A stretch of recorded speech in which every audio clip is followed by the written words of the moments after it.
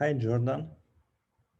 I thought like something happened because before you joined, I was the only one on this call.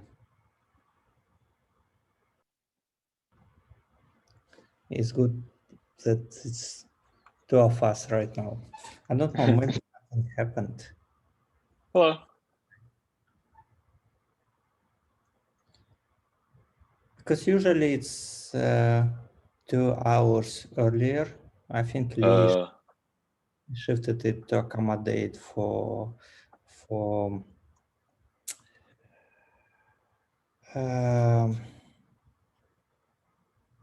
for Andy because Andy is in Australia, and previously it was like 5 a.m. or 6 a.m. for him. So I think we shifted, but for some reason, like yeah, entire situation is a little bit strange. It should originally it was planned 1 week ago, but Right. Lee canceled it last minute. I don't know, maybe something happened also right now. Ah, three of us. The fellowship is building. Yeah. Hi.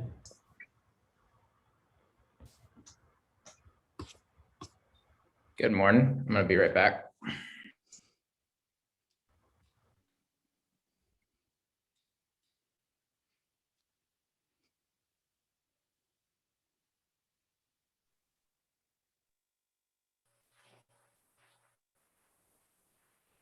Hey, everybody. Hi, all. How is everybody? Good. We'll give it a minute or two for folks to show up. We actually have a very healthy list on the agenda. Yeah, looks awesome. Thursday's been going well for all.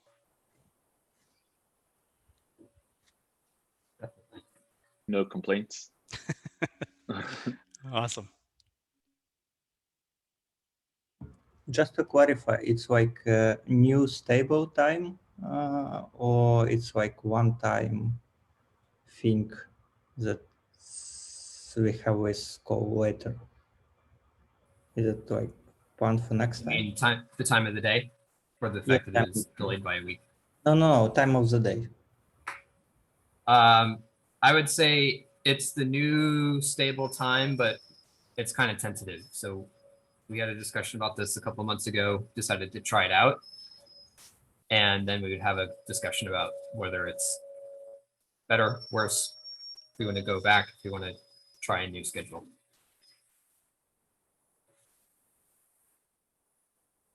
And we're kind of doing two things with that, right? One is shifting to a 2-hour meeting instead of a 3-hour meeting. And then the other is the shifting it slightly later in the day, which the primary reason for that was to hopefully get more folks from the Asia, Australia time zones. I don't know how successful it is at doing that. It's hard to get a worldwide crew all showing up at the same time.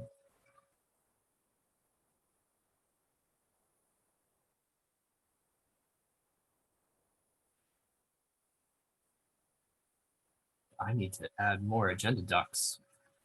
I think next month is the last one we have a file for. Hello, everyone. Lee, the live notes doc doesn't seem to be up yet. Thank you, Benji. Give me 1 minute, and hopefully by the time I've done that, we'll have full attendance so we can get started. It usually takes me a second to generate these.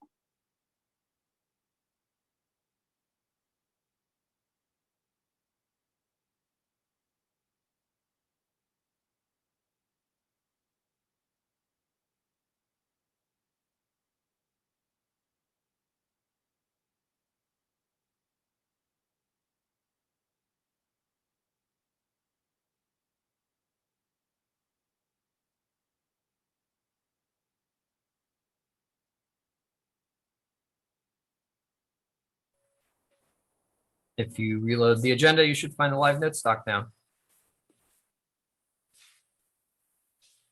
And with that, we are 5 minutes in. So let's get started. All right, welcome everybody to the May edition of the working group meeting. By joining, we all agree to the spec membership agreement, participation guidelines, and code of conduct. There are links to all three of those in the agenda should you want a refresher. As we always do, let's do a quick rundown introducing everybody. We will use the order as it appears in the agenda doc. So look for your name coming. Just a quick name to the face is all we need, and maybe a mention about where you work, what you work on, if that's more relevant. So I'll kick things off. Hello, everybody. My name is Lee, and I help lead these meetings. Hi, everyone. My name is Ethan. I work on GraphQL and API patterns at Shopify. Hello, everyone. I'm Benji, maintainer of the GraphQL suite of open source tools and involved in a number of GraphQL spec pull requests at the moment. I'm Alex. I work at Yelp on our iOS networking infrastructure. Hi, I'm Rob. I work with Evan on Shopify's API pattern stuff. Hi, I'm Mark. I do GraphQL stuff at Yelp. Hi, I'm Liz. I work with Alex and Mark at Yelp. I do iOS stuff. Hi all, I'm Hugh. I work on one of the open source teams at Apollo, mostly focused on client and server stuff. And Brian unfortunately cannot make it, so we'll skip over his name. Right. I'm Matt. I work on GraphQL client side stuff at Facebook. Stefan couldn't make it today.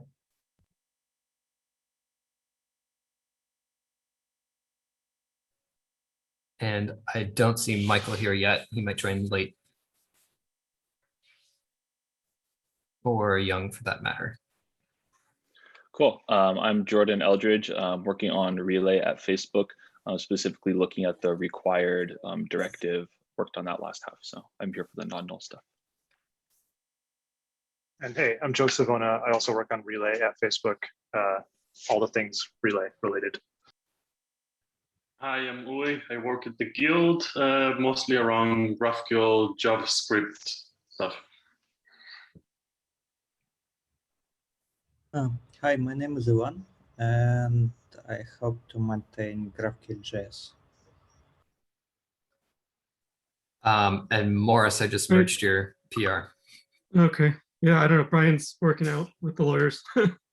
I'm here from IBM. We've got a GraphQL proxy. We've lots of various GraphQL endpoints, and we're interested in the GraphQL HTTP and many other parts. And Young, I see you joined while we were doing roll call. Yes. Hi, my name is Young, and I work at Netflix on GraphQL stuff on the studio side. I'm also here for the null stuff. Welcome. Did we miss anyone who's not in the agenda file? I see Andy, but I don't think he was in the agenda. Sorry, I said Brian couldn't join from Apollo as well, but he can. He's here now as well. Brian, do you want to say hi and introduce yourself? Hi, my name is Brian. Glad to be here. Sorry about these CLA mix-up.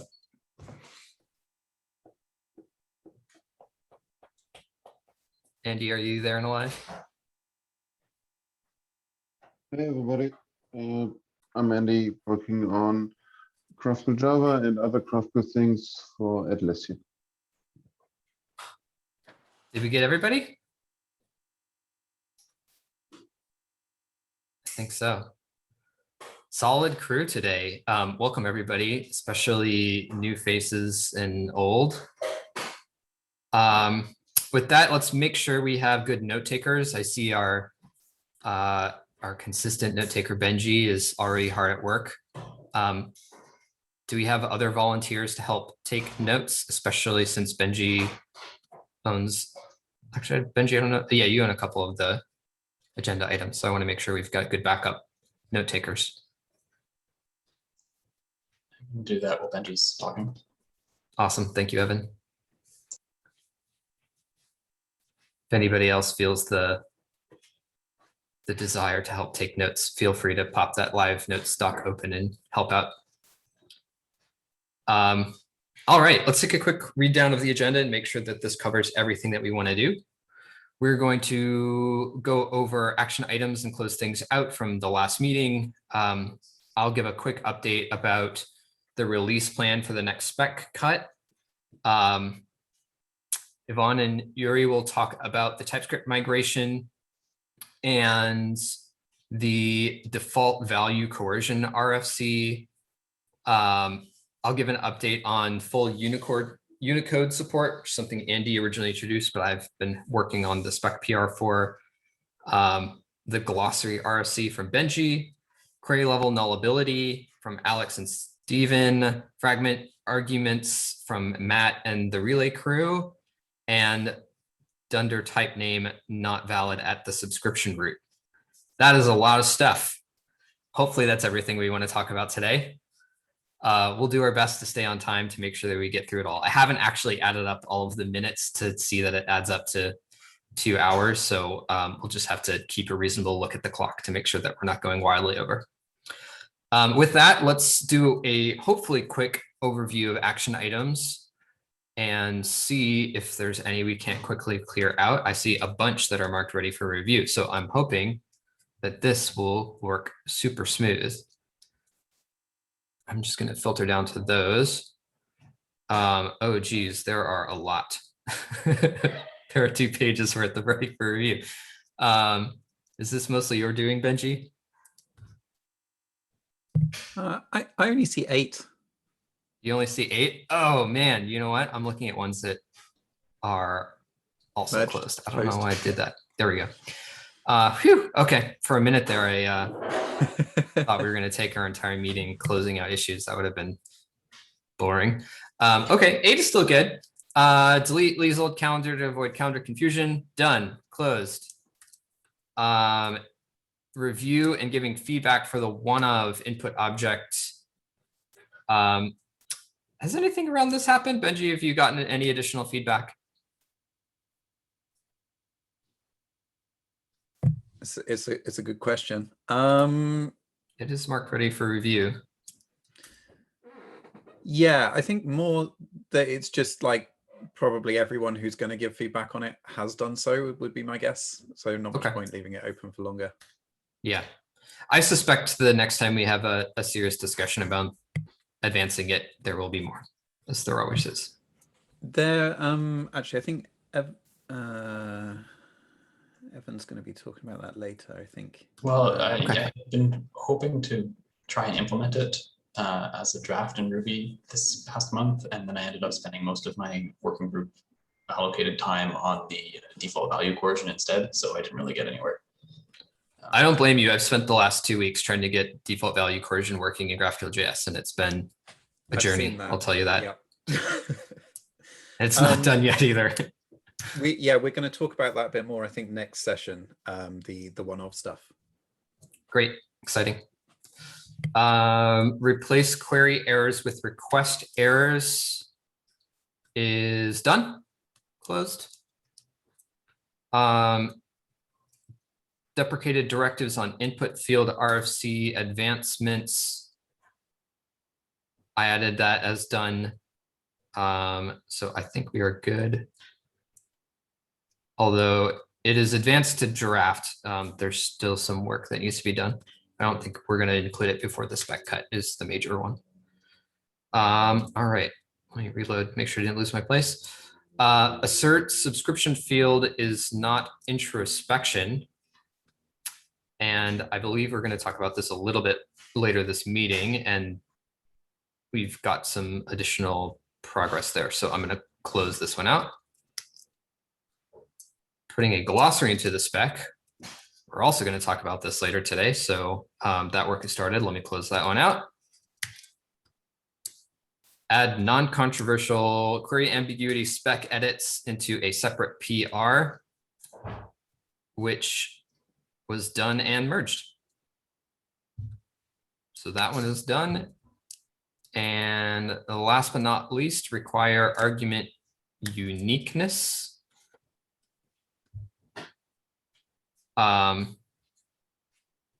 Okay, this one says adding for discussion, but might not be ready to close.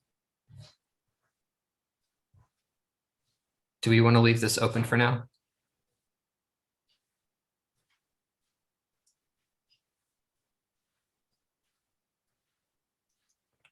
Yeah, I think like, I don't know why marked. I'm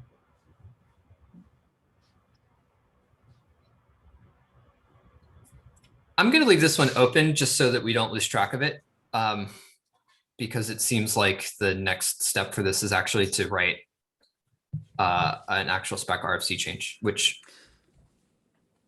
and this one's been kind of sitting for a while since October. Yeah, so I was just reading back through my logic on this. Basically, I think that this might be something that we want to put into this spec release that's going out. So I thought we might want to actually discuss whether that needs spec changes, and if so, should they go into this this cut or not? I think we should take the same sort of logic for the spec cut, that it's sort of a train that goes out and we don't worry too much about holding things for it. Sure. Even though this seems like very much a thing that should be solved. So I'm going to leave this open just so we don't lose track of it. We can leave the ready for review so we confuse ourselves again next meeting. All right. That was a healthy amount of action items. That looks great. Okay, release plan for next version of the GraphQL spec. I should have included a link for this, but let me dig one up really quick, because there's a lot of work that's gone into this over the last month. Man, where do I find this? Issues, maybe? I'm looking for the, what is it even called? The projects in GitHub. There's no, not projects. Milestones. Okay, milestone. So I'll send this in the chat. I'll make sure I include it in the agenda so we don't lose track of it. So we have a milestone. There are one of these. I'm going to take the schema coordinates out because although it is very close, it's still sort of in RFC phase, and I believe it will land. I put it there kind of tentatively. The rest that's here is purely process or low editorial, which means we're incredibly close. My hope was for our meeting last week to have a official spec release candidate cut that we could then begin to review.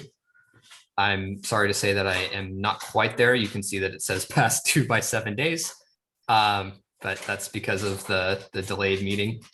But I do intend on getting this set up within the next couple of days, at which point we'll have a release candidate that we can review and then hold a vote on and then release. So the last major pieces here that are actually meaningful, there are a couple minor editorial things we want to fix, and there's a legal block at the top of the spec that is still a little bit ambiguous and probably not exactly correct based on all the things that have changed in around the foundation in the last couple of years. And so those are the primary things I'm focused on. If you flip to the close tab, you'll see that over the last month or so, month and a half maybe, there's been quite a lot of activity in here. So actually, yeah, I'll say month and a half. There was not a lot of energy in here up until March, early April, and then starting in April, I started going ham. Benji saw the energy and jumped in with me, and we got a ton of editorial changes in. So that was this like long coming editorial fix that we needed to do, including making sure that a handful of RFCs that had been marked accepted had their final editorial review and were merged. So a lot of stuff went in. The last thing that I need to do that's process-based here is to write a change log. That's something that I'm definitely going to do. It will make reviewing this work much easier.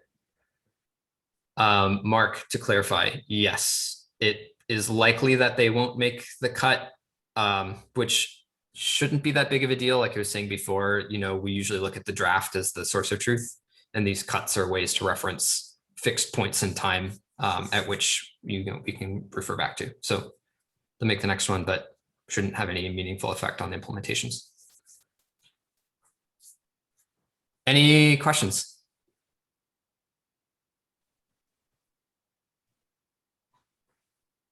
So to clarify, like I added this agenda item for you mainly to clarify what the blockers from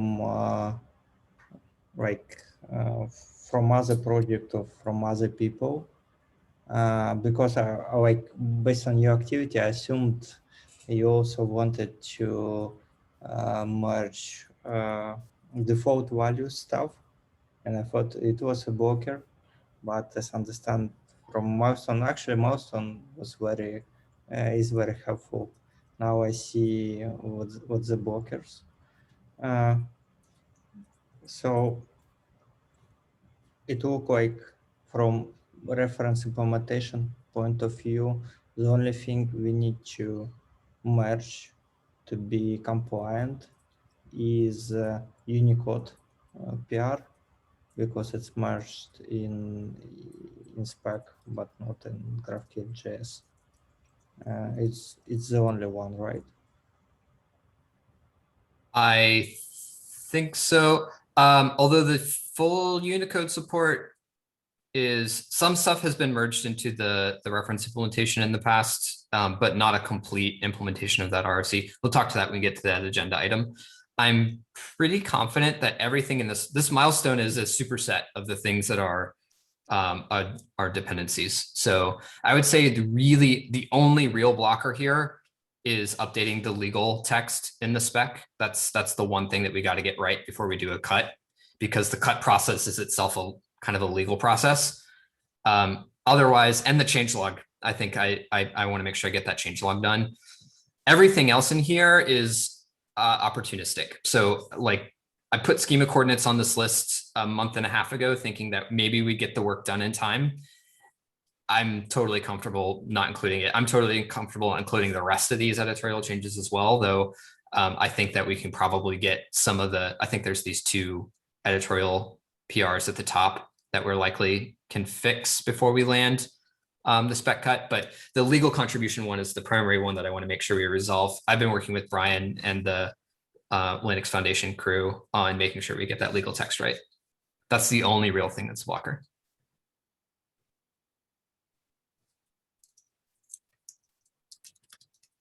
Good question. Any other questions?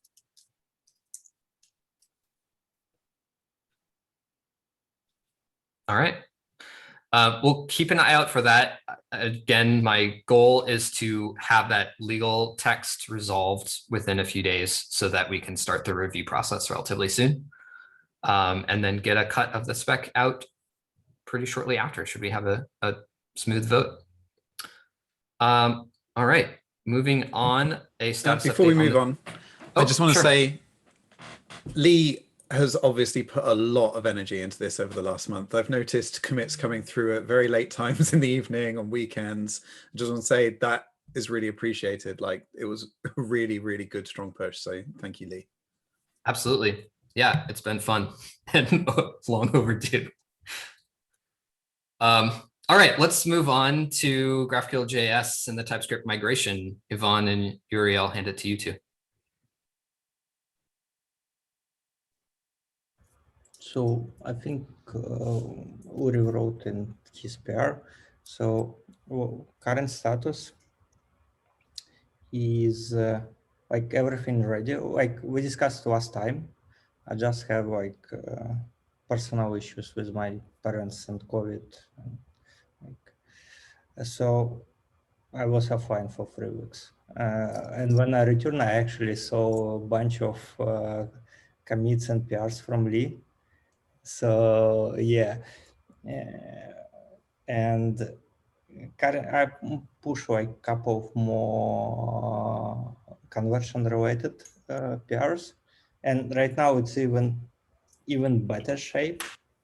We have about status. We have like 2 PRs. We have like Sahid PRs and PR from a guild based on top of Sahid PR. So like it's logical to merge Sahid PR first and then figure out like small details. One thing I would actually like merge all this stuff. I just didn't want to interrupt flow of PRs and merges before this working group call, because I assumed like it was a goal to advanced couple of proposals and merge them into a spec. Now I see it's not a goal. A question. So like about status, it's like everything is ready. It's not ideal. It would be like some minor things like during conversion, and like we cannot do it in one big merge and everything will work. We need to merge stuff, break stuff, fix stuff, and like. But we pretty prepared. So like Sahid PR is fully passed like prettier, yes, lint, TypeScript check.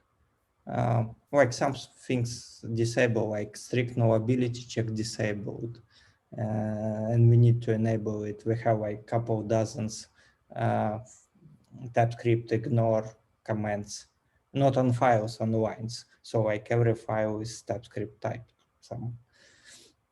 So, and additional thing, we remove bunch of flow artifacts in the process, because idea was not just migrate to TypeScript and add TypeScript artifacts, but remove flow ones in the process, not to have like artifacts from both languages. So one issue I see is that if I review and merge like PRs, it's not possible to do that because, as I said, it's like a process for a couple of days, at least. Like, so is it okay if starting from like we freeze main branch for 1 week starting from today? It's actually good timing because Sahid have like free time before his internship starts. So mainly over weekends. I think like we target weekends, but just in case, like for 1 week, like we're not merging anything, and we do TypeScript conversion. And when I will ping everybody in PRs, and either person update PR or I can help update it myself. Like, sorry for like inconvenience, but like with rate of PRs and changes like from last week or last 2 weeks, it's not possible to do like live migration. Is it okay? So like question, is it okay to freeze for 1 week all non-conversion changes?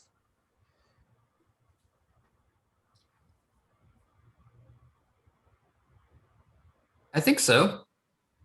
I'm happy to rebase my PRs on top of that. I'm sure it'll be a bit of work, but totally reasonable. And I think it's the right thing to do. I'm looking forward to it. So a 1 week freeze to get this work done sounds entirely reasonable to me. Yes. So to clarify, it's like from this Thursday to next Thursday. And like on positive sides, you can remove all DTS changes from your PRs after migration. So it will result in smaller and cleaner pairs.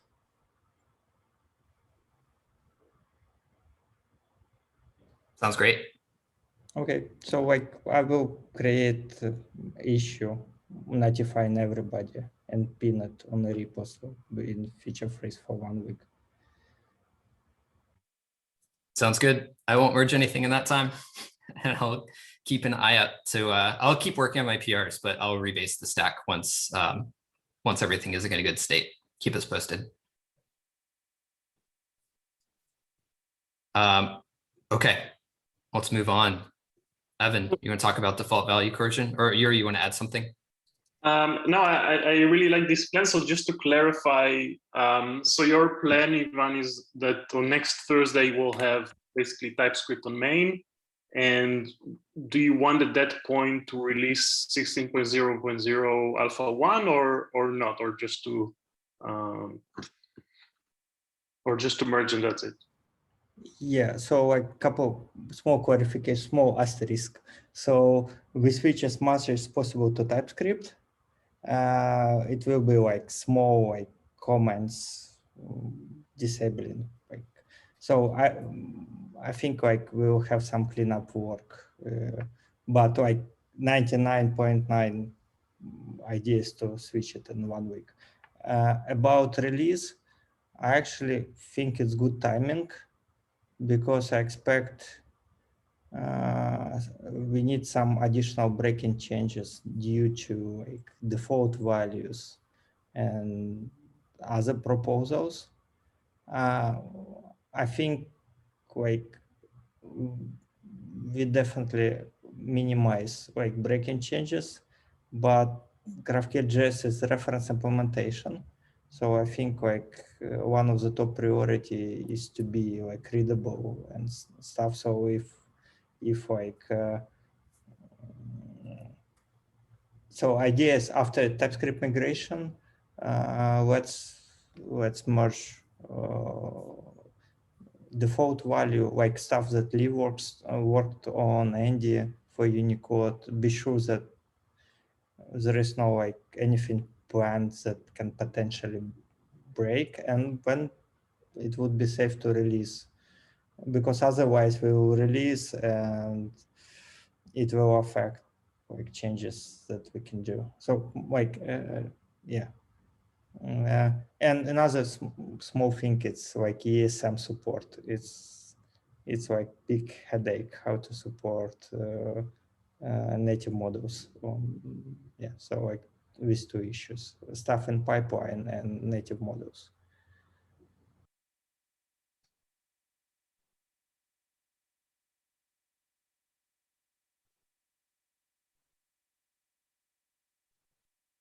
Okay. Yeah, I think that makes sense. And, you know, major versions are free to create. So if we have to add additional breaking changes in the future because of spec changes, so be it. We'll do our best to keep them minimal, but plan those afterwards. Let's focus on getting the TypeScript migration done first. Okay, Evan, default value coercion. Yeah, I'm curious to hear what you've been up to on the JavaScript side as well. But I'll talk for a minute about the Ruby side. So I spent the last couple of weeks on and off trying to implement default value coercion and validation into GraphQL Ruby. It has proven very tricky. I haven't given up yet. Actually, I think at this point I've tried a couple of different things. I need to go back and reread the spec edits a little more carefully to make sure that I, in iterating on the solution and the code, I haven't drifted too far from the wording in the spec again. But I do have something that I think will probably mostly work. It's definitely, it's spawned a bunch of interesting architecture discussions and separate bug reports into the GraphQL Ruby repo. So not a small change for the implementation, but probably at this point I don't want to necessarily like just give a thumbs up and say, yeah, it's implementable, so the spec change is fine. But it's looking like it's probably okay. Andy and I have been working on this in parallel for a long time. We'll include you into our merry gang. He's been doing it in GraphQL Java while I've been doing it in GraphQL JS. And I shared a link in the chat. At some point, it was necessary to write everything as a flowchart to understand what the hell is going on. And this was actually, I feel like I learned something about how GraphQL works, which should tell you something about how complicated this issue is. And tried to represent every kind of value and every procedure for converting one kind of value into another kind of value into a flowchart. And the root of the reason why this ended up being much, much harder than the spec edit would make you think is if you're programmatically describing a schema and you're providing default values, what kind of value is that default value? I don't think we thought very hard about this in the past. And what I found GraphQL.js did, and I suspect probably most of the others that have used that as a reference have also done, is they represented as what I've been calling a internal input value, or otherwise a already coerced value. And there's already been some sort of slightly sketchy hijinks that go on in order to take that already coerced value and translate it into a literal string through introspection or schema printing. This gets way more difficult when you add in like recursive default values that need to be filled in, and like you end up in this weird world where it doesn't work. Yeah. So this is just in a comment on a larger PR, and that PR is stacked on top of I think like 5 other PRs, and this isn't done. So Evan, I'm happy to ping you once I've finally gotten this entire stack of PRs into a state that I think it's mergeable. But it's required actually like filling in 2 or 3 of these boxes that hadn't existed before in order to get to a state where we could do this. Yeah, that's interesting. It's actually like, I did run into that, but GraphQL Ruby provided a pretty straightforward way of solving that particular issue. I ran into something totally different as being a blogger. So the Ruby implementation provides coercion in and coercion out, and they're supposed to be symmetric. So to validate it, we can just like take the internal representation, coerce it for output, and then validate that as input. And that validation flow works. The thing that I've been running into is when building a schema, the type references don't all get resolved until the schema has been fully loaded, at which point it is too late to do the validation pass. But you can't actually validate it until the type references are resolved, because otherwise you just end up like, this type isn't really a type yet, and it doesn't know how to validate. It's this big circular mess of. That is a different problem. This problem was solved in GraphQL.js a while ago. It does it in 2 phases. So you construct a schema that schema is not assumed to be valid. And then there's a separate validate schema function that takes in a schema and returns back a set of errors. Yeah. And I think it just sets a flag that schema is validated, and then execution checks to see that flag is set. That definitely makes sense. It is a way bigger refactor than I want to do for this particular RFC. But I'm surprised we've gotten this far with schema validation. I think when we were trying to do schema validation, we were forced to make that refactor long ago in order to, I don't remember which thing it was, but I have been able to generate at least one infinite loop in schema building if you build exactly the right schema with lately bound types. So it's yeah, it's not great, but it seems to work for actual practical purposes so far. Well, yikes. Good luck. But I'll update the agenda with a link to this PR for folks that come across this later, because at the very least, I think this flowchart was actually super helpful for me. Yeah, I want to add, I actually finished, not really finished, but I finished my GraphQL Java PR without the coercion Benji put, like without the validation rule Benji talked about around the default values, if it's not a recursive thing. I'm trying to tackle this next. But I basically ended up implementing what we talked about, and it works well overall. It's a massive change for GraphQL Java. Also, I'm touching 72 files. Just to give you an indication of what you're talking about. And I worked on this now also for 2 to 3 weeks, like in parallel with Lee, basically. And the core issue, to give a little bit insight, is like really also about these can I share a picture here in the chat, or is this not possible? I think you can share a link to a picture. It's a good. It's not uploaded anyway.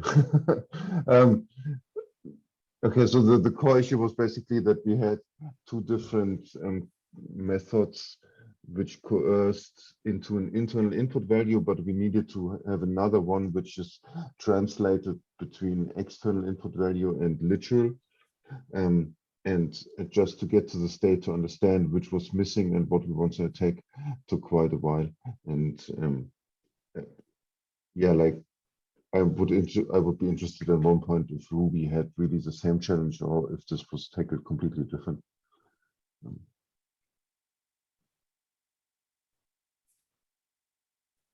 Yeah, the second PR that I linked in the chat for the Ruby side is actually only like 20 lines and does technically mostly work.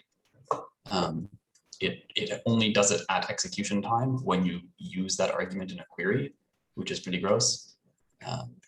But it does do the actual validation more or less correctly. So that's kind of, if you want a quick glance at what the Ruby side looks like, that's the place to start. Nice. I mean, better to have eventually correct behavior. Sounds like proper schema validation implementation in GraphQL Ruby is coming and will be big. Okay, that's what's going on there. Glad you added this because there's an excuse to talk about the work Andy and I have been up to over the last couple of weeks. Okay, next up is Unicode support. Another one Andy and I have been working on. This is actually an RFC Andy introduced quite a while ago, over a year ago, that I think we've been struggling with like proper understanding of how to manage Unicode, full Unicode, for a while now. And I think we've cracked it, and Andy's proposal is the simplest. What I've implemented is slightly more complex than his original proposal, and I have a spec PR that has the slightly more complex version. The one piece of complexity that I've added is allowing a new kind of complex Unicode escape sequence that mirrors the one that we see in a lot of modern languages. So JavaScript added this, I think, a couple of years ago. Swift has had it since its origin. I think Python has it too. It's the /u, and then in curly braces, you can put an arbitrarily long hex code that will then resolve to a Unicode point. So that was not included in Andy's original PR, but I've included that one as well. And I have a implementation PR that I'm happy to rebase on top of the TypeScript conversion. And I think it's just down to making sure that the test cases are correct. But otherwise, if anybody has any thoughts on full Unicode support, I would love a review on some of these. Great comment, Mark. We're not going quite as crazy as letting you put Unicode in names, but you can put Unicode in strings.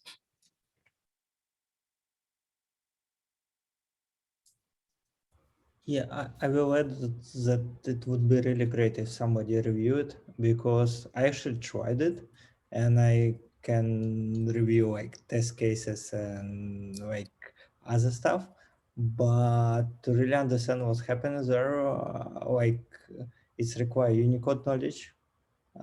It's good opportunity for me to learn something about Unicode, but it would be great if somebody who like understand or have a time to carefully review it, because like my review up until now was like yes, well, I don't understand what it's doing, but code looks fine.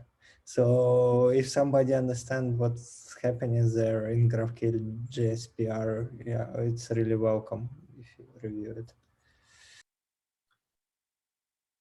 I'll say that I basically had to deep dive and teach myself a much better understanding of Unicode in order to get through this. And for anyone who wants to do a review, there's two subtle things going on that interoperate with one another that deal with UTF-16. So JavaScript encodes all strings as UTF-16.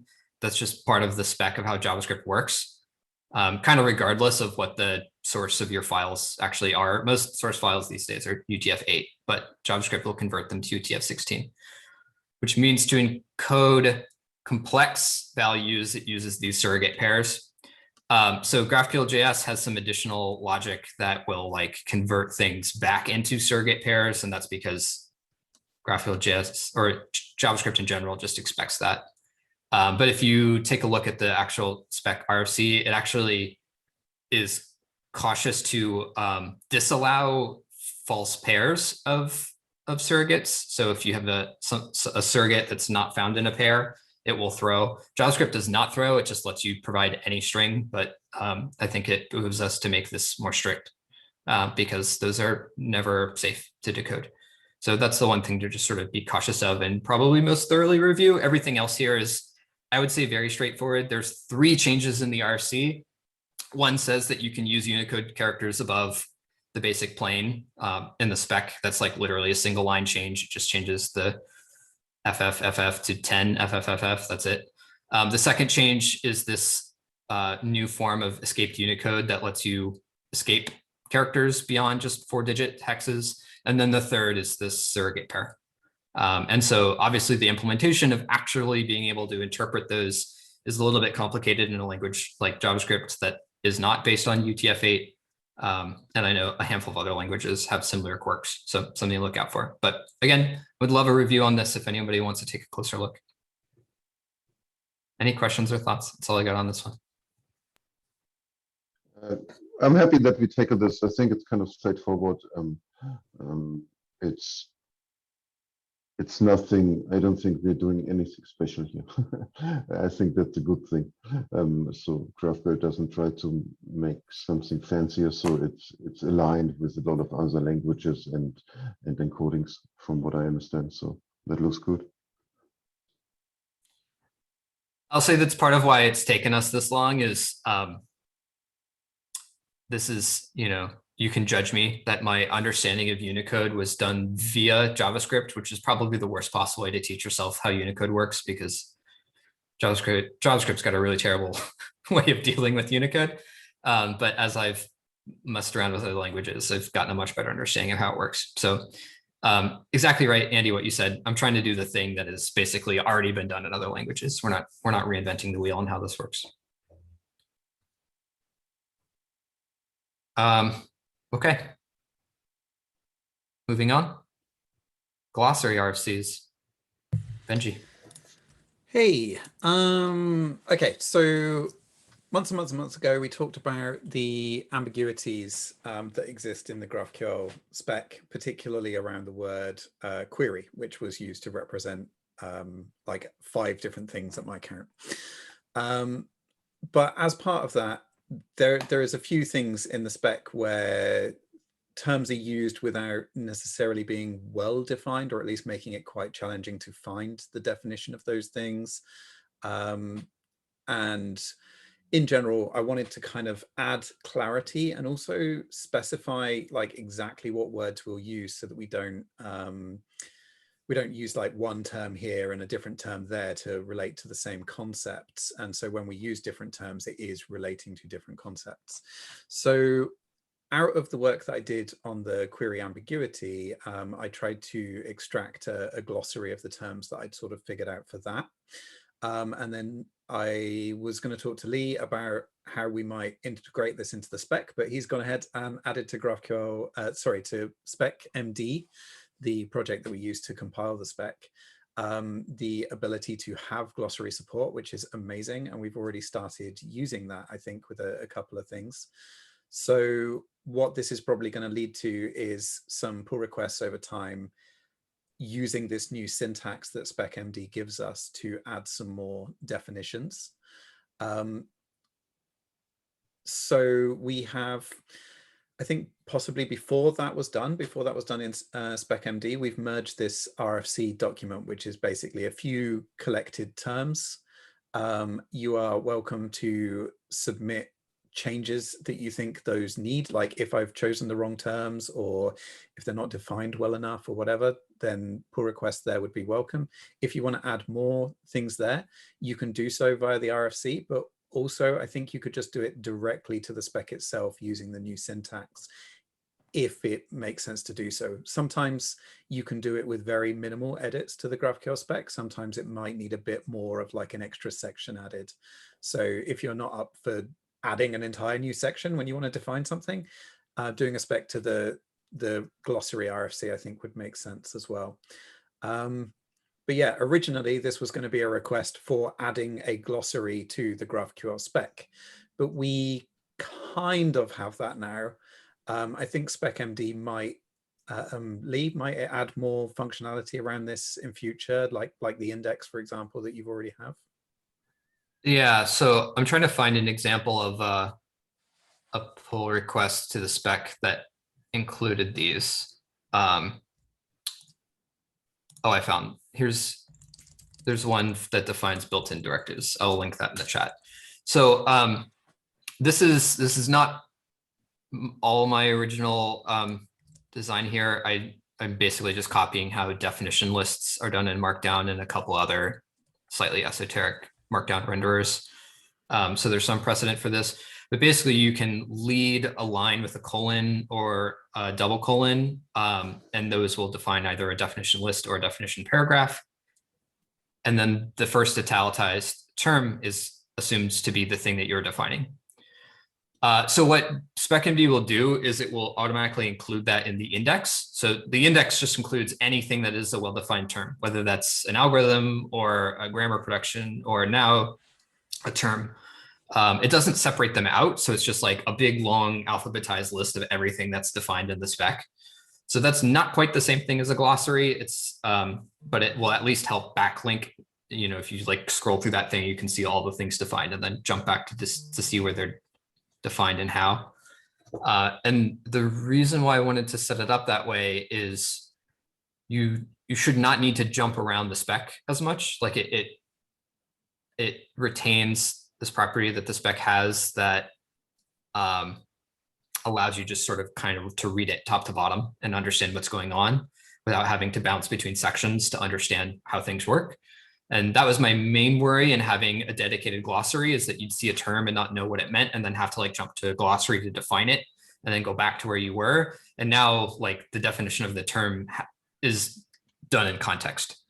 And so if you see in the pull request that I linked there, we defined built-in directives, and then this sentence that was sort of already there. I did a little bit of refactoring there, but I just sort of like made that paragraph a definition paragraph. So there's something that we did not build, which is, Benji, I think what you were getting at, which is then taking these terms and creating an appendix to the spec that is a glossary. That would look similar, I imagine, to the appendix that we already have, that's the full grammar. And that also is not automatically generated because there's some notes and some sort of subtle things that make it not possible right now to automatically generate, although that's also something we could consider. But that's something that I think is up for discussion as to whether we want something that's like truly a glossary that just pulls all the definitions out and puts them together in one place. I don't know if it'll be helpful or noisy, but it's worth exploring.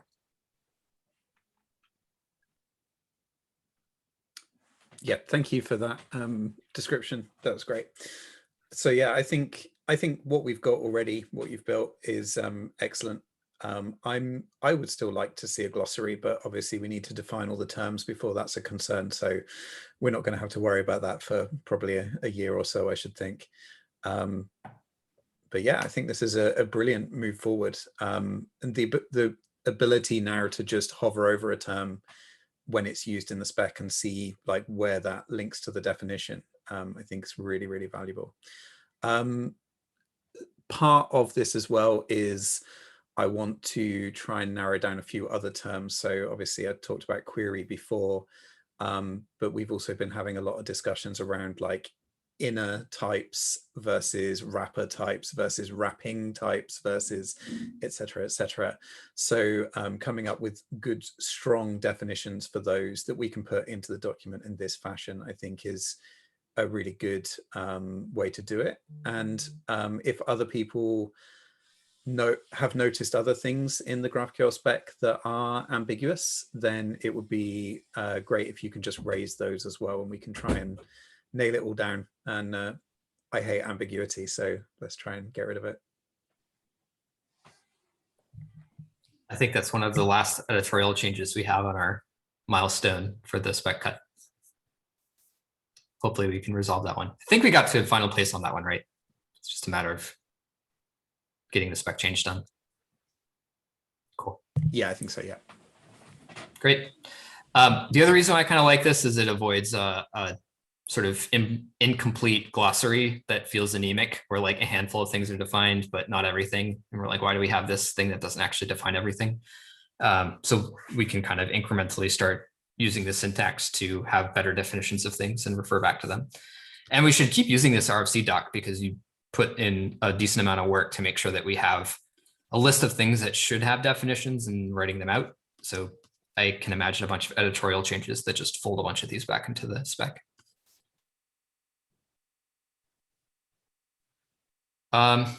Okay, query level nullability.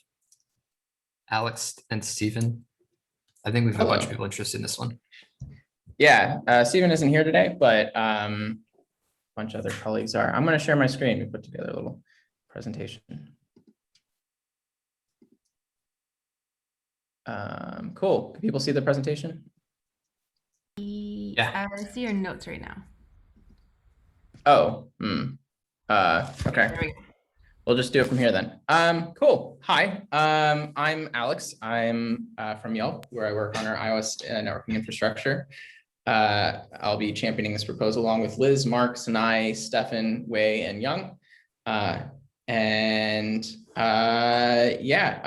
time's to give questions, I welcome my colleagues here to also try to field some. This is something we're presenting for the first time. We're presenting it as a straw man, so feel free to knock it down. To get this out of the way quickly, some folks from Relay left us some feedback on a proposal. You won't be seeing your feedback integrated into the proposal as being presented today, but it was very helpful in letting us know where communication of the behavior of this feature could be improved. If the proposal isn't flat out rejected today, we'll make sure your feedback is further taken into account. Some questions we'd like to answer today. Is the proposal feasible in any form? Have there been prior attempts at something similar?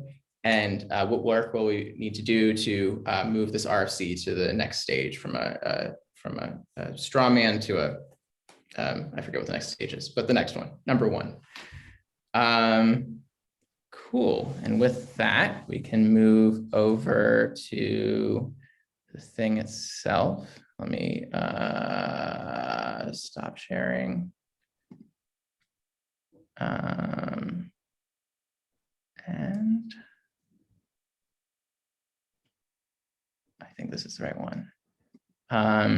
So we have a straw man and a longer form RFC that we're drafting right now. I recommend that people focus on the straw man for now. The stuff in the RFC is, a lot of it is up for debate and is very fluid.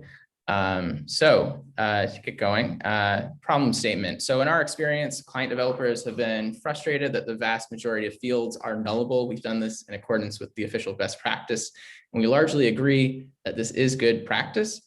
So we need another way to make working with GraphQL more ergonomic for client developers.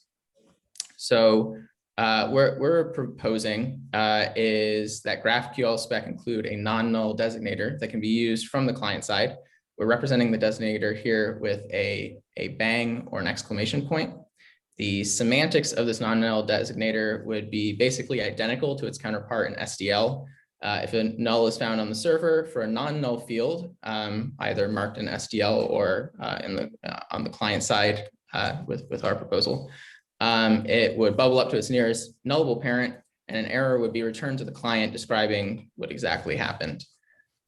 Here you can see an example of what we're describing with this query. So in this case, name is a nullable field in the schema, but we're saying for the sake of this query, it is not nullable. It is a non-null field.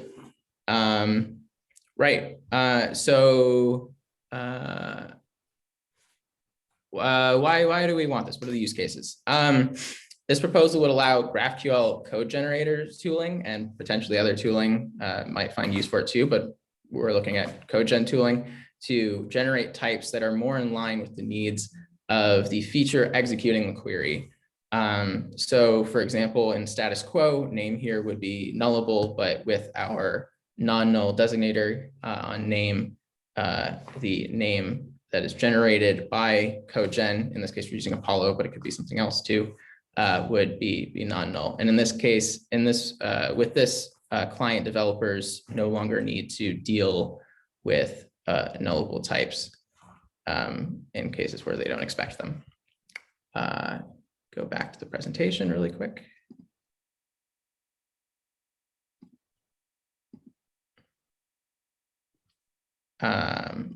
We have a lot of open questions. A lot of the stuff in this proposal is up for discussion. So one, where are these nulls caught? We're presenting it as if it's happening on the server side, which has some benefits. People on Relay have a similar solution with a custom directive, where it's all handled on the client side, though. That might yield a simpler implementation, and Relay already has a pretty good idea of how that might work. With regards to client-side caching, how does this work? If it finds a null, does it bubble up? Does it treat it as a cache miss? Do we let the user choose via caching policy? And then the syntax specifics, we're using a bang to mirror what's happening on SDL. It has a nice symmetry to it. But people at Netflix are doing something similar, again, with a custom directive where they're using a directive. And then in Relay, they're using a directive that takes parameters, which might yield some additional flexibility. And then there's also some open questions around, how do thin clients deal with this directive? A lot of this is what we've been talking about is more for full-fledged clients that are doing code gen and caching and all kinds of stuff. And then how does this play with mutations? Some people had concerns around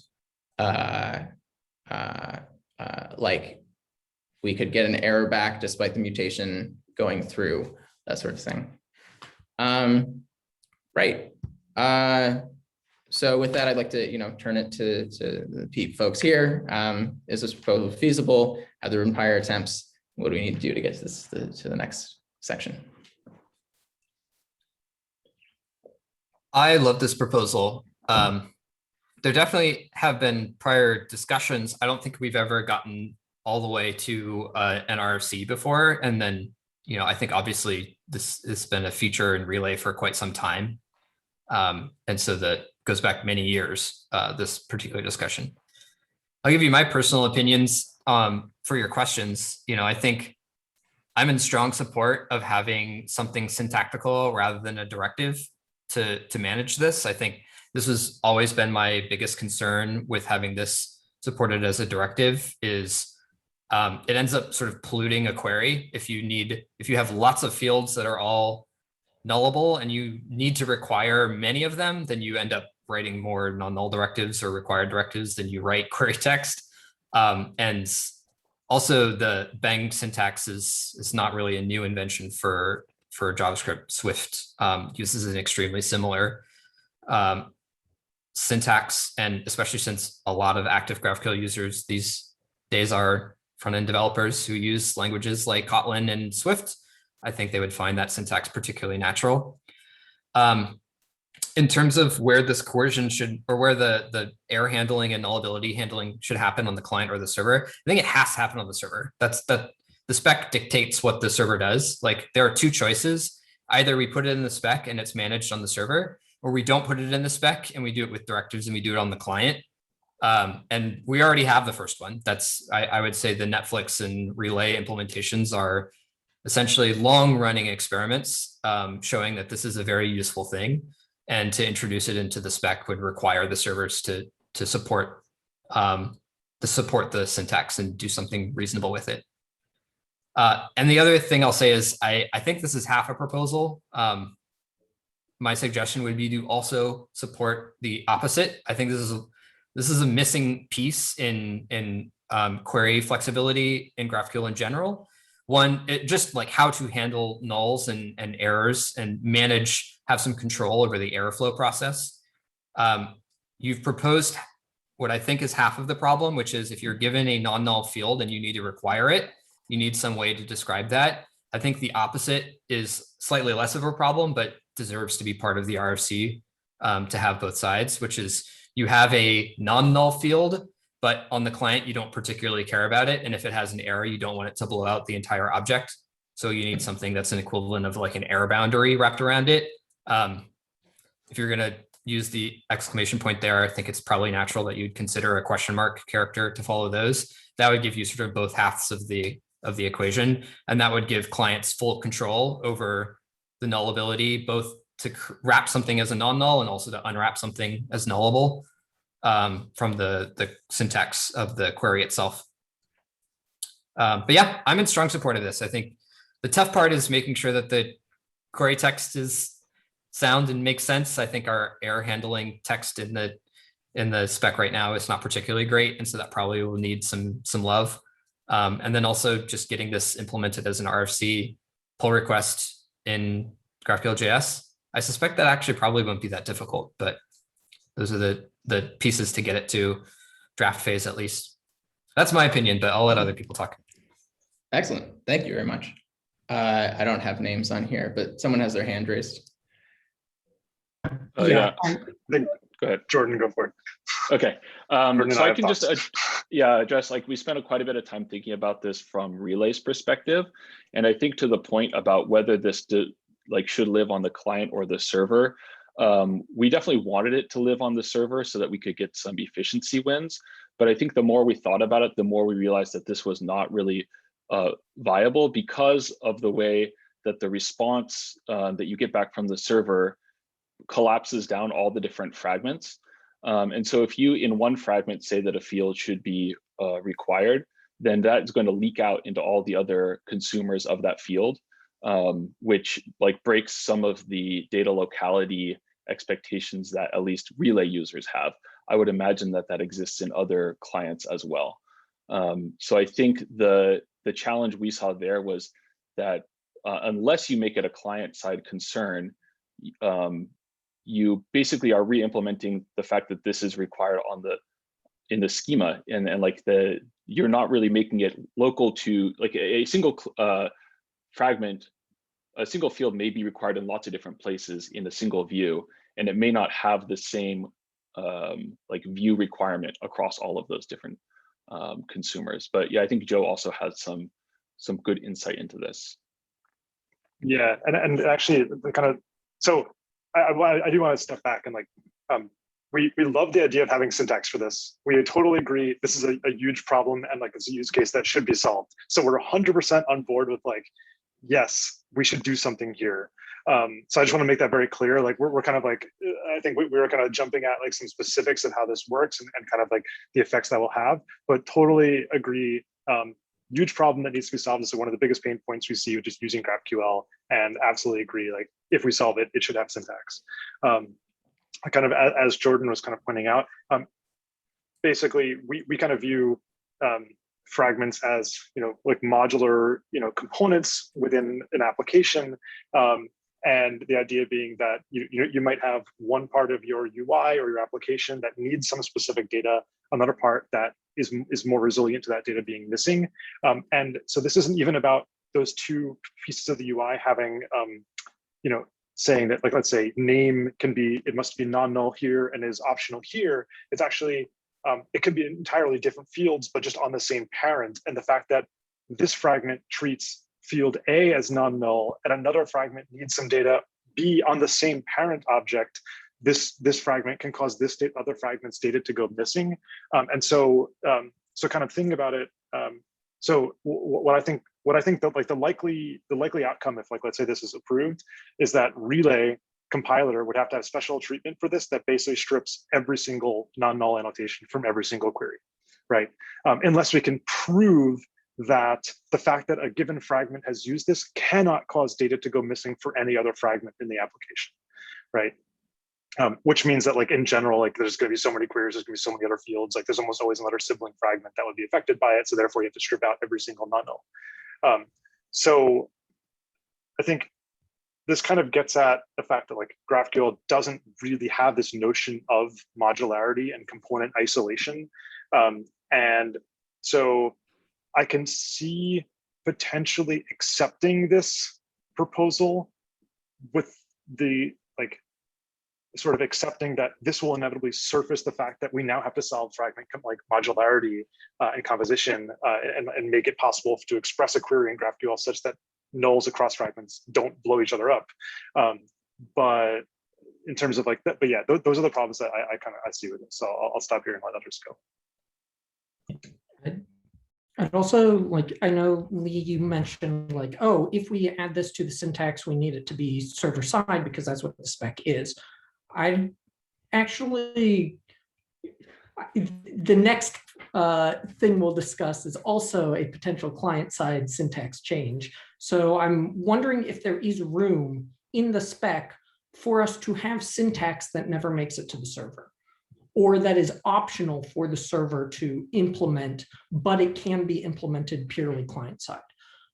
Because there's like, especially within Facebook, we're finding that we can't necessarily iterate on our ideas of like major things we want to support unless we have essentially a compiler that compiles backwards on top of the spec like syntax.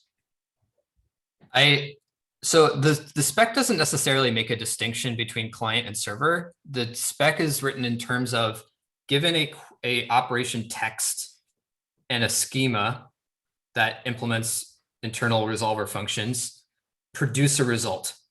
And the concepts of client and server are sort of like one abstraction above that, right? So if you want to do client-side processing first, followed by server-side processing, like all of that is below the seam of what the spec cares about. So I would say there would be a very high bar to introduce such a concept of a client and a server into the spec and say a server should not use this syntax and a client should use this syntax because we don't have anything that looks like that right now. So when I say like, if it's in the spec, a server has to do it, that's not 100% accurate. It just means that a thing that claims to be a GraphQL service, and I would argue Relay is a GraphQL service because it actually like does stuff under the hood and it talks to a GraphQL server itself under the hood. But like really what Relay is you write your queries and your fragments and then Relay like does a bunch of work for you as part of a service that includes a network boundary. And as long as that's like abiding by the rules of the spec, you're good to go. But I don't think that it would be okay to say like, hey, we're going to introduce this change, but we're going to write into the spec that a server-side service should fail, but a client-side service should use this like complicated way to translate this into a different query that then is like able to be operated on the server.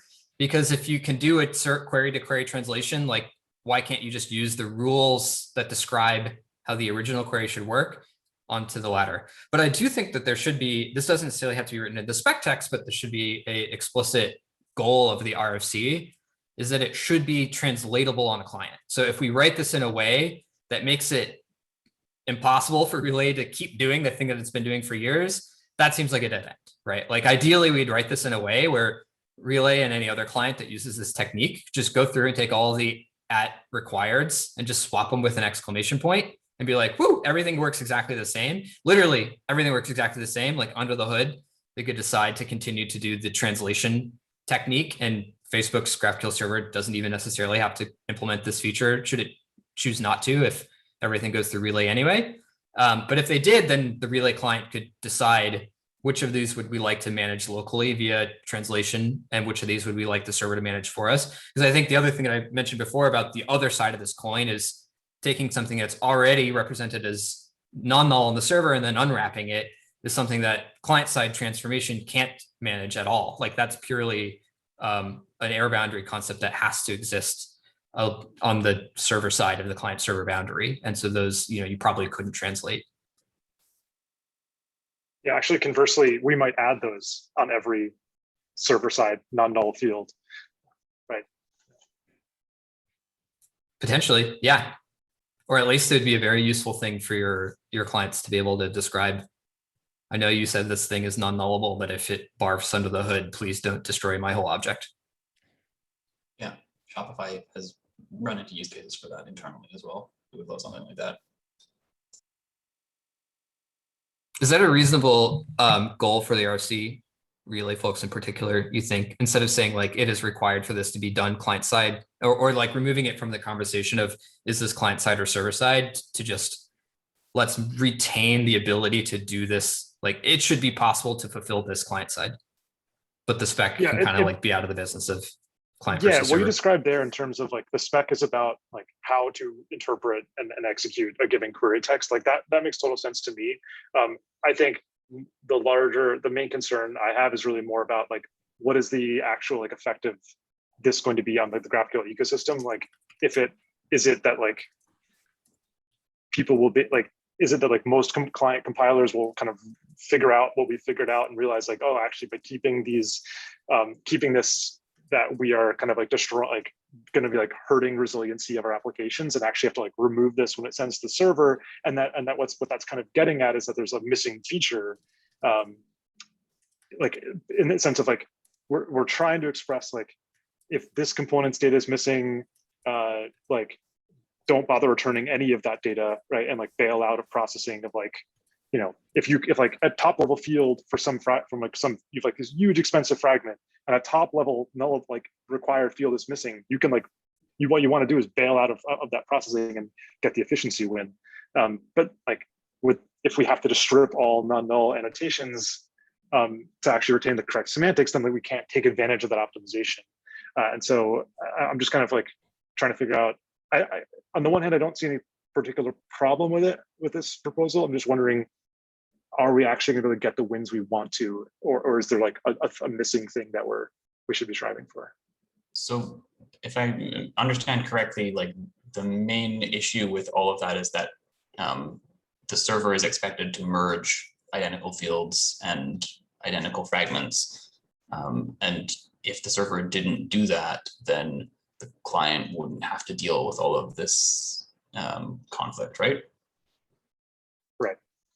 So there's more on top, but yeah. Yeah, I realize that this is a huge extra pit can of worms to unpack, but I would be really interested in seeing a world where the client says, hey, server, don't merge my fragments. Just treat them all as unique. And then the client doesn't have to worry about conflicts like that. Yes, that is a totally other. I think Joe had a proposal for this like 6 years ago. Yeah, it almost made it into the original spec, actually. I remember, Lee, you actually implemented it and we talked about it and realized like it was some confusion. But yeah, we've actually long talked about named fragment spreads for Relay. And actually our native clients actually effectively do named fragment spreads, and that like when you do ... foo, you actually get like an accessor method like as foo, so that the data is not just directly spread in. You have to explicitly say like, was this fragment spread evaluated, or did the type not match, and things like that. Yeah, we would love a world where we modularize the response in some way so that, right, like it's impossible to have clashes of fields across fragments. For what it's worth, I think we're getting slightly off topic, but it's worth readdressing that particular one. If I remember correctly, the reason why we decided not to do it was just a transfer size concern, right? Like if everything is separated out into alternately named fields, then if you fetch the same field in every fragment and you use that everywhere, you get this sort of combinatoric explosion where you get the same value repeated multiple times, which means that the resolver needs to run every time for each of those, whereas in merged fragments, it runs a single time for that merged field. So there's a tricky trade-off at play, and we'd want to make sure that it was obvious that people were making the trade-off between modularization and efficiency, and that they could have something that they could measure. So I think it's entirely possible. So it's very much worth revisiting. But I think how that relates back to this proposal is I suspect that the execution change for this proposal will be easier than you think. and the validation change to make sure that you can't construct a query that performs in some way that is very confusing will be quite a lot more complicated and probably require, rather than starting with spec text, to start with unit test cases and reference implementation to just like really tease out every corner case you can think of, because that's how we've written most of our validation rules so far, and then work backwards to the spec text from there. Because there's kind of this tricky question of like, if you have two fragments that overlap, one of which has a required field with whatever treatment we decide to use, or vice versa, one of them has a error boundary and wants to unwrap it, and the other one does not, is it safe to merge? Can you end up in a case where you get a value that is confusing for what those fragments say they will get? But the way that this RFC is being written in the use case of client-side code generation gives me confidence that we'll probably land on something good, because client-side code generation is like the primary case for getting this validation rule right. Cool. Excellent. No, thank you so much for all the feedback. Does someone want to volunteer to be like the point of contact for this for Relay? If I don't understand how Relay works. I haven't really looked into it. And if I have any questions, someone Yeah, want to volunteer? I'd be happy to be that person. Okay, cool. I'll find a way to get your email after this, or if you want to drop it in the chat, that'd be awesome. Cool. Sweet. So what are I have a little bit more feedback, if that's okay. Yeah. So what Lee was saying earlier with regard to potentially supporting the question mark syntax as well, I think in the same way that we have issues with nullability in general, like how the output schema nullability rules are kind of the opposite of the input schema nullability rules, we have similar issues if we were to go this route. So I think if you have fields in your GraphQL query that you put bangs on and say this is going to be non-nullable, we either need to have a rule that says that same field everywhere that it's referenced in all of the fragments needs to have the same bang, or we could make the choice that that's not the case. But if it's not the case, what do we then do when we execute on the server? And the bang can still elevate it to the next tier and have the error thrown, and that would still be a valid response across the whole query. But if we were to do the same thing with a question mark, that wouldn't be true anymore, because somewhere would specify it with it being expected to be nullable, whereas the other place would expect it to be non-nullable, and that would cause problems. So whether that adds complexity. But what I'm wondering is, if we say that, for example, everywhere needs to put the nullability exclamation points in the same places so that it matches, so that both of these can work consistently, that would then put a limit on clients such as Relay that want to, for example, allow it to have a non-nullable in one fragment and not have it in another, because the validation rules for the operation would say that's not viable. And the fact that Relay is then going to like extract part of that out, I think may be problematic, because you kind of have to do that before you do the validation, which I think's kind of weird. So yeah, I think there's some complexities there, especially Relay does something special here, right, Joe? Yeah. So what I was going to say there is, I feel like I can imagine that the validation rule could basically be as strict as possible, right? Like just require a consistent, and maybe there's some forms where it could be relaxed, but I'm actually not worried about Relay or Relay like clients here, because I think what we'd basically do is just completely strip these out of what we send to the server and do our own like validation around these rules, so that you sort of, in terms of the data you get out of the client, it honors the spec, but in terms of like the actual query that's getting sent to the server is not identical to what you write. So that seems fine to me, to just have like strict validation rules and then let clients kind of choose to loosen them. Another way to phrase that is Relay GraphQL is like not exactly GraphQL, like it adds a little bit, right, and it removes a little bit, and validation is one of the ways that it does that. And I definitely remember looking at the implementation of this, that it does use GraphQL.js validation, but it just removes a bunch of validation rules that are not relevant given the loosening of constraints that Relay is allowed to do based on how it manages those fragments. And so the like overlapping fields must match. There's like a bunch of nuance to how that validation works that I think Relay just completely casts out and writes its own version of that applies the Relay specific variants. So we should do the one that, like, given the execution rules, the validation should require that execution can work. And I think what you're all saying is the right thing. Like, the most strict possible is like, yo, if you've got two fields and they overlap, they got to both have exclamation points or both have question mark. Like, they just got to match. That would be the simplest possible implementation. And then you should kind of work backwards from there to see if you can loosen it, because that might be overly annoying, but that's definitely the reasonable place to start. Yeah, but that's kind of what I was trying to get at, Benji, I think the validation rule is the place where you're probably going to spend most of the time trying to get this proposal in the right state.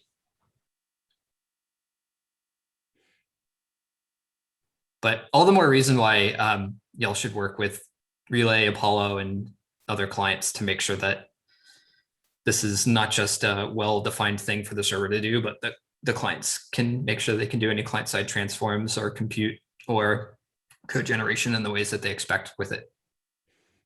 We'd love to have a point of contact from Apollo as well, if anyone is interested.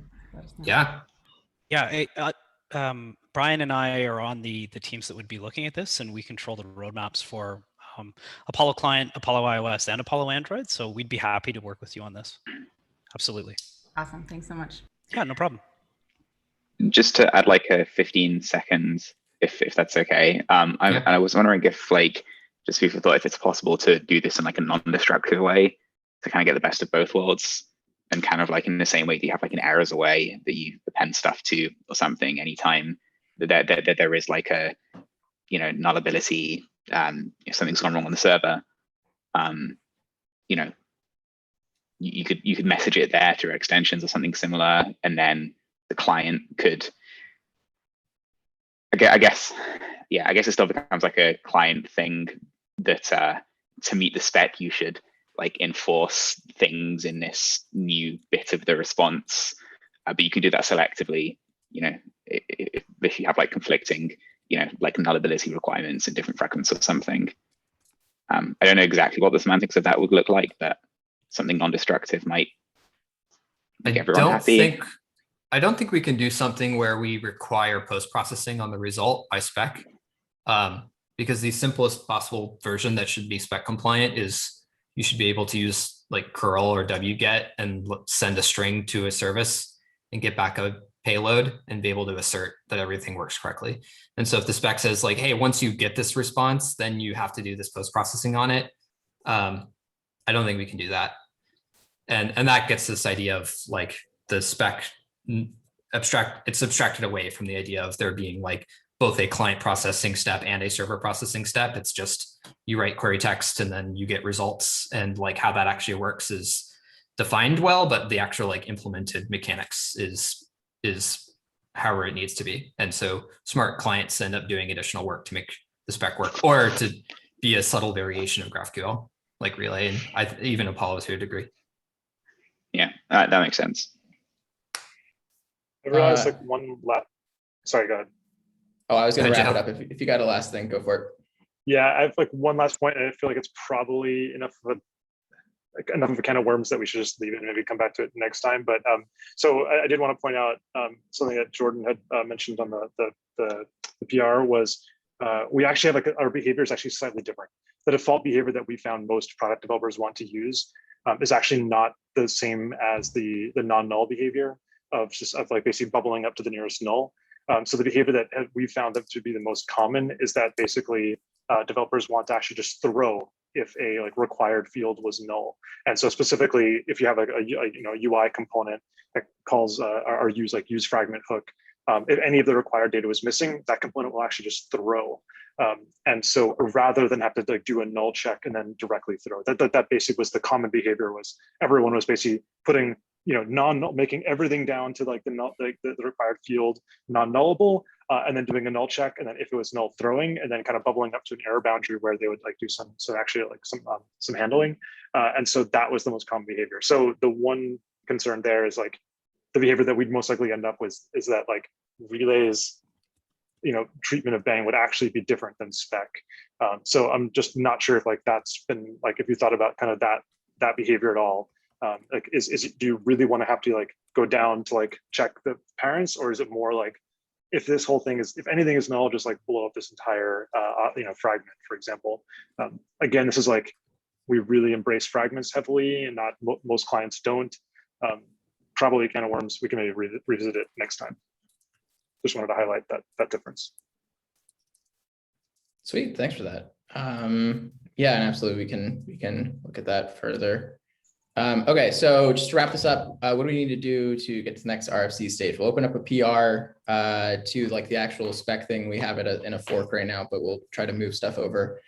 And then we have a partial implementation on GraphQL.js right now. It's probably very outdated, so the person who's working on it is probably going to fix it up. What else do we need to do? Looks like you're in a great place.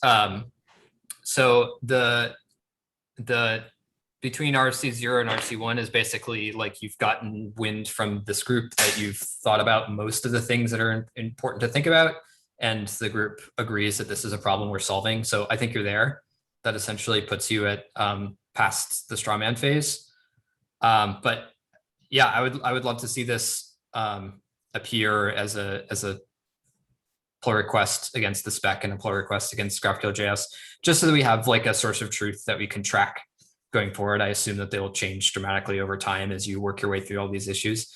My personal advice is to focus more on code than spec, just because that lets you write unit tests, and that's how you're going to actually work through all the corner cases. And translating code to spec text is much easier than doing it the other way around. Awesome. Thank you. Okay, cool. Thanks much. From the note taker, who can I put as a target on this action? Like, or could you add yourselves to the RC doc? Because I need to file these later, and I don't know who to assign. There's a lot of you that were mentioned on that first slide. Yeah, I'll go through and add names for everybody. Thanks. Yeah.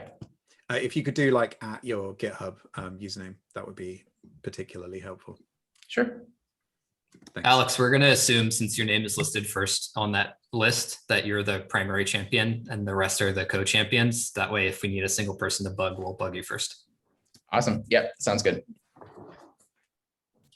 Thank you for bringing this up. I've been thinking about this. Obviously, you can tell from the discussion with Matt and Joe for many, many years. So I'm very excited to see this move forward. Yeah, us too. All right, let's move on. Matt, the next one's yours. Another proposal that we've been thinking about for years. So, yeah, let's do. Let me. Okay, I can't share screen because I didn't enable Zoom to do that. And I would need to quit and re-come back. Yeah, let me do that. Sorry, it'll be 1 minute. No worries.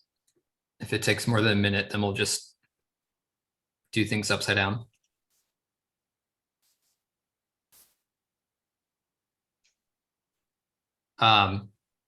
In fact, let's just do things upside down. We'll, as Matt's getting stuff ready, we'll talk about the type name at subscription root. Actually, Matt's back, so got that. I'm getting ahead of myself. So I can share. Yep, that's the right one. So I can share the PR maybe. Yeah, so in short, Relay has had a concept of passing arguments to fragments for a very long time, like years. And they do this with a completely out of spec directive, because while the semantics or the syntax technically is like parsable, it fails because every at arguments has a different count, for instance, is not defined in the schema anywhere. It's defined by this at arguments definitions directive. So the proposal that I put up, which is at this point, basically a straw man proposal is that we add syntax into GraphQL, initially in GraphQL.js, where to start, we will just disable.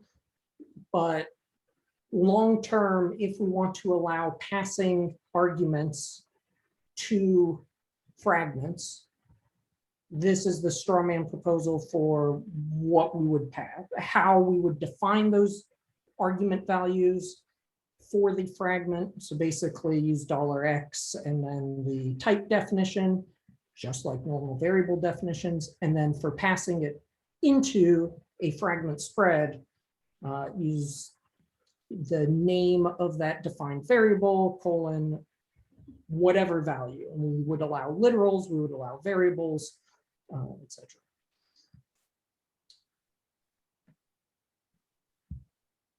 And it's, yeah. That's the very high level overview. I basically wanted to put this on people's radar. By next working group meeting, I plan to have this at least implemented in a PR on GraphQL.js for, at the very least, the syntax, with a flag that by default, when you try to parse this, it would fail, but like an optional flag on the parser, plus a validation rule that says, oh, you tried to use these, it's not supported. That clients could turn off, individual implementations could turn off, basically to allow us to iterate and figure out like how the behavior should actually work, assuming we have the syntax.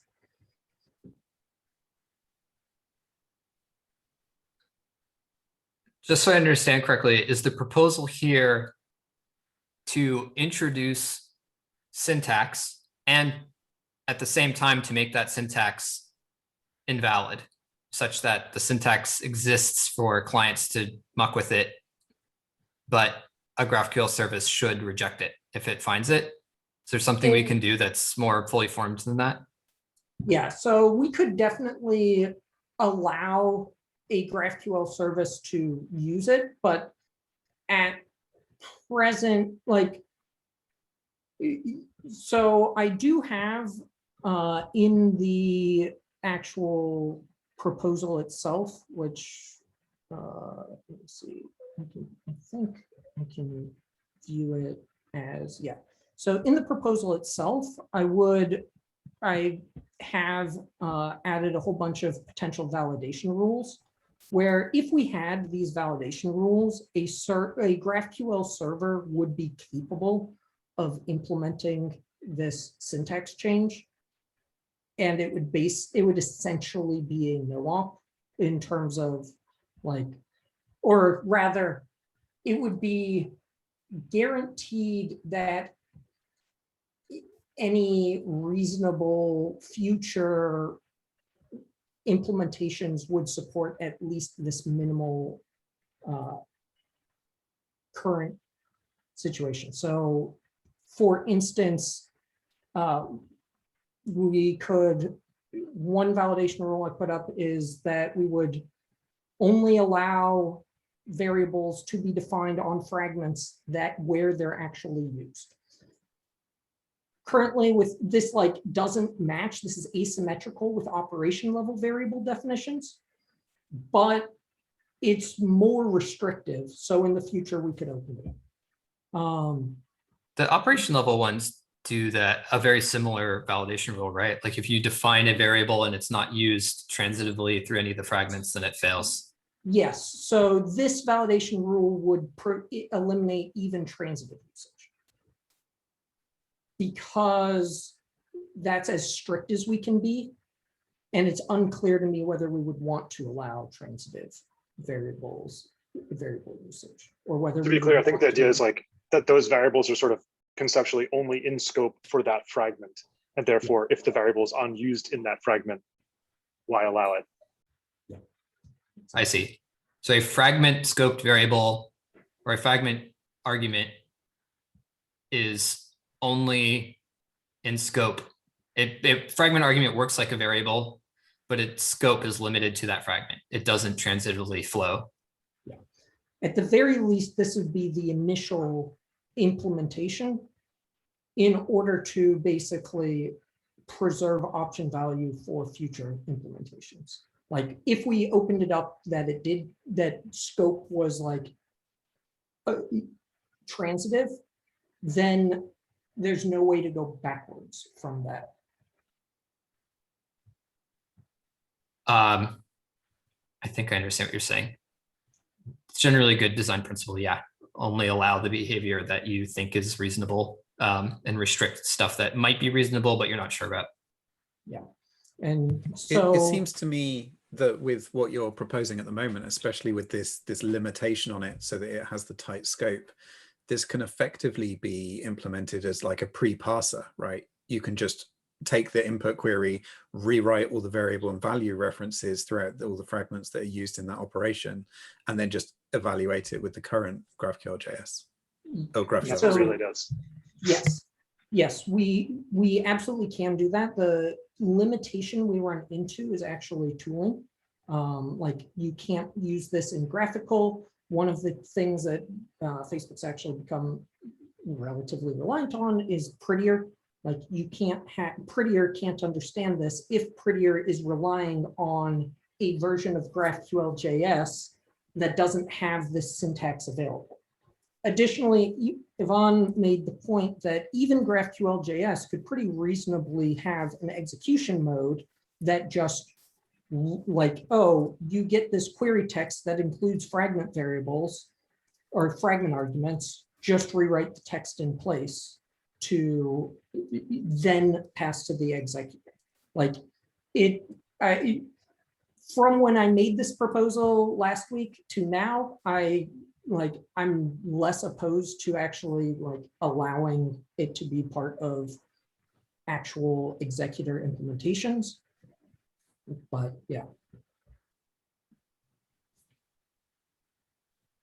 Yeah, I would not be in favor of a change that just adds syntax and makes the entire syntax invalid. I think that would just generally be confusing. If it does exist, it should provide some utility. I understand that the motivation here is basically to make sure that clients can provide this syntax directly, but we should make sure that we can actually define reasonable behavior for what this should do that is spec defined and implemented well, so that we don't like require a transform in order to get it to work. Yeah. From what you're describing, these like they work kind of like variables, but they are locally scoped is like not totally crazy. I expect that the implementation of that might be slightly more subtle than you might think. And there's just like the ecosystem effect of this introduces a new schema coordinate, yay, a new thing on there. So like we just have to make sure that the whole ecosystem throughout the spec that this touches is like accounted for. Yep, yep, I agree. One thought there, and this actually I think kind of touches on the previous proposal too, is like I think during the kind of experimentation phase, I could imagine it being helpful to like have support, like again, like behind a flag in the parser in GraphQL.js, just to allow experimentation to actually iterate on like the RFC, the spec RFC itself, right? Like, so I agree with you, like having syntax in the spec that has no use feels like not a state we want to be in, but having like in the implementation, in the reference implementation behind a flag syntax that parses that is not spec yet as a way to like iterate to get to what the spec for the syntax should be, that feels like maybe a different like level of tolerability. So I'm just curious if there's any, like what we think about that. We've done that before, and it mostly works, though it doesn't totally solve the problem that you're describing of like, there's an entire ecosystem, right? Like you get this as experimental syntax in GraphQL.js that doesn't necessarily add it to Prettier or any of the other tools. My sense is that you probably don't need that much more experimentation on how this should behave and work beyond just like getting this in a pull request. If you do, then the experimental flag is the right way to do that. But I know that this is something that you all have thought about in the context of Relay for a very long time. But I'm not opposed to putting stuff behind a flag and making it clear that it's an experimental addition that you have to explicitly turn on in order to operate with. If there's a reason to do it, like if there's a question that we need answered in the thesis, and the only way to do that is to land stuff early. Ivan, you've got your hand raised. Yeah. So like little bit of context. I think like Matt, it was you who had it like 2 years ago. Support in parser behind the flag. It's weird state. So right now we support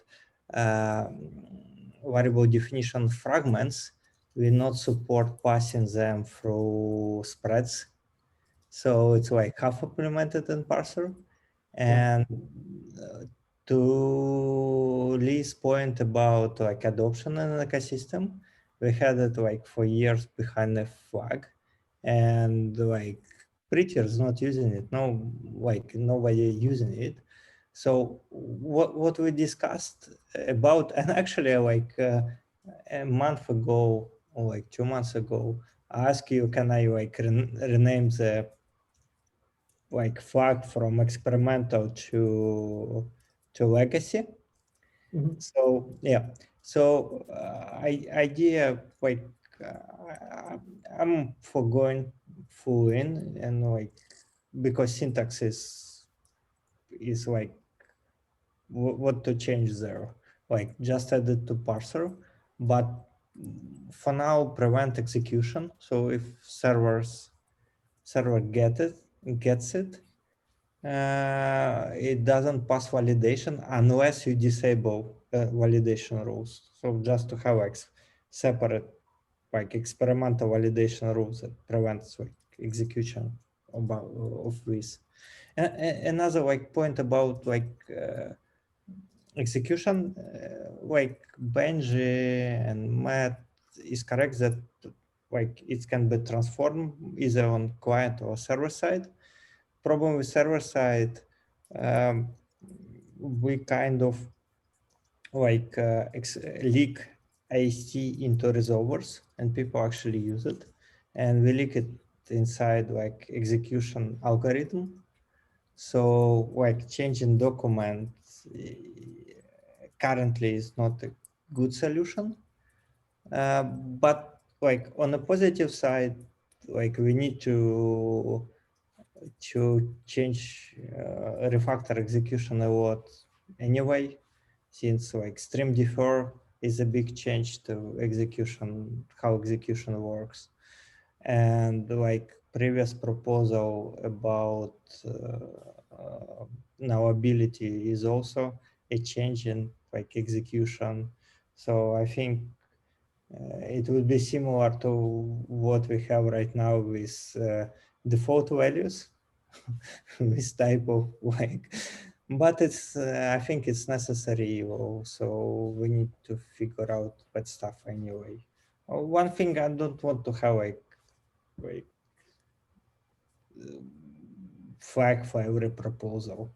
If syntax is super simple and non-controversial, I would just add it to parser without flag. And remove it in break and release if we decide to change something.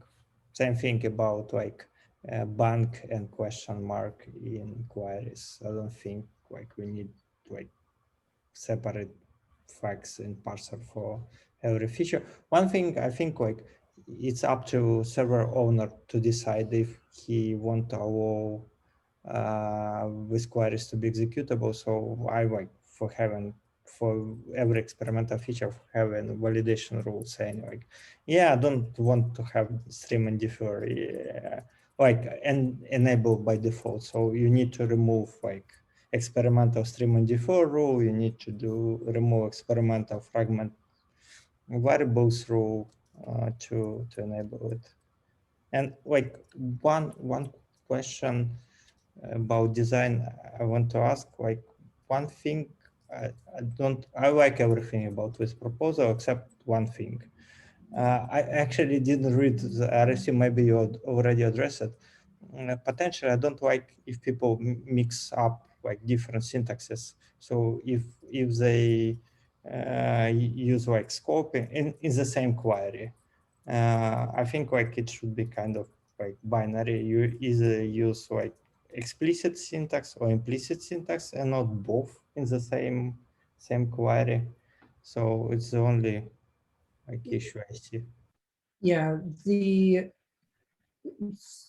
basically you're saying we should only allow operation level or fragment level, like these explicitly scoped variables or operation scoped variables. I would actually I'm personally a big fan to moving towards more explicitly scoped, but that would, like, just from a practical standpoint, that would mean that this feature is unavailable in every legacy, like any product that is built with GraphQL today, this feature is unavailable for. Yeah, I don't think we can do that. Yeah. Or rather, that's probably the way to make this the least useful. It's probably not what you want. And this is also not a new idea, right? Like Matt, Joe, and we talked about this a long time ago and decided not to include it because of how verbose it would get to require that explicit scope. But I think what you proposed here is a reasonable balance. But yeah, so to wrap this up, because I know we've got one more agenda item, I want to make sure we have time for that.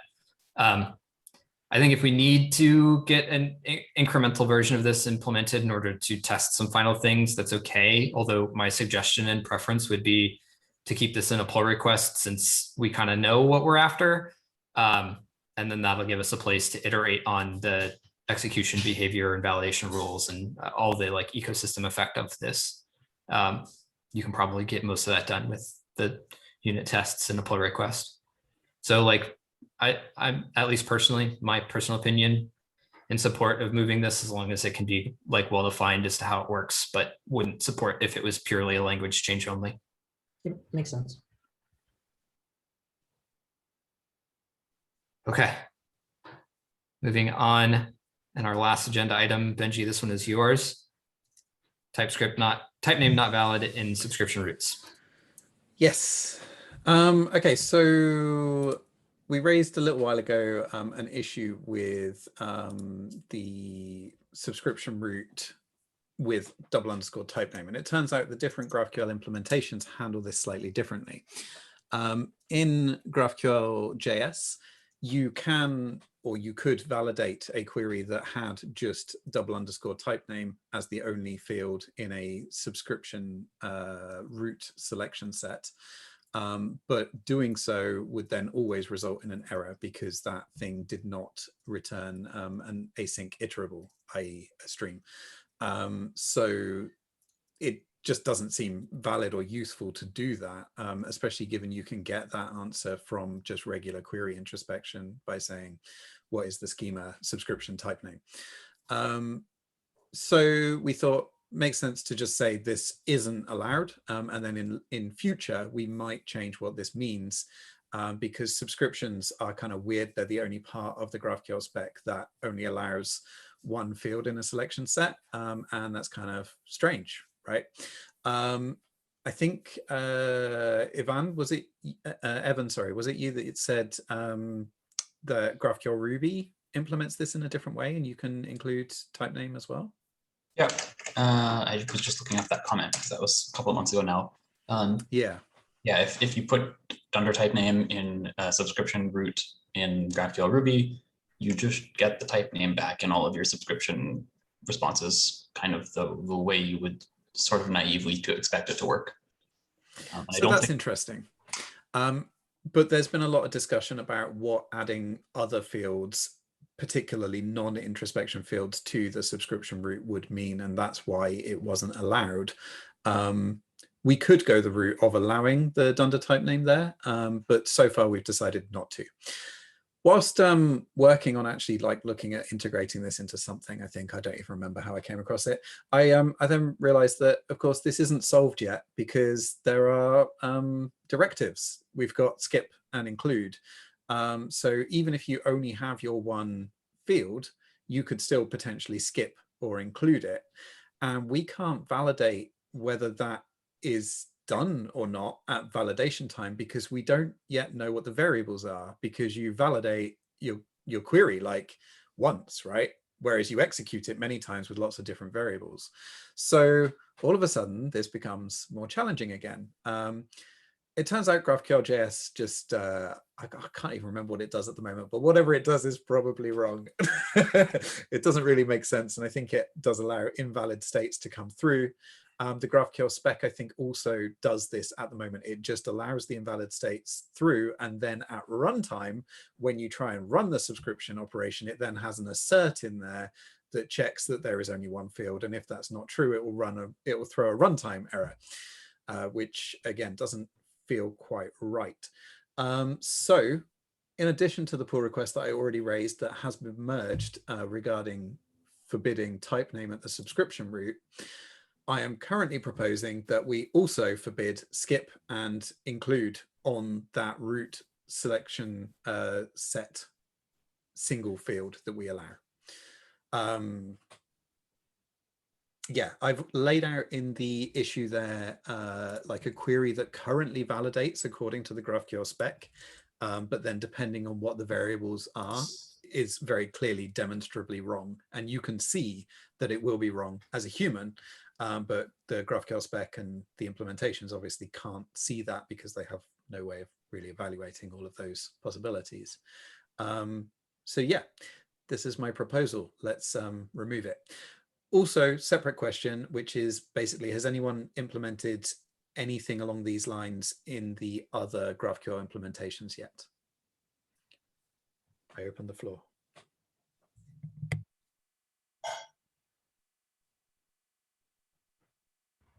I have comment about that because actually like discover it during the review of your PR. So we suggested that we in spec it said you should use collect fields algorithm from execution, and you change your PR to use it. So during review actually go inside and look at it, and for me it also look weird.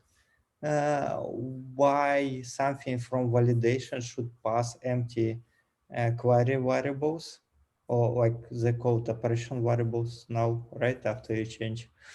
So, and I actually wanted to ask it on this working group in your agenda item, so it's kind of cool. I think like I'm come up with different solution to a problem.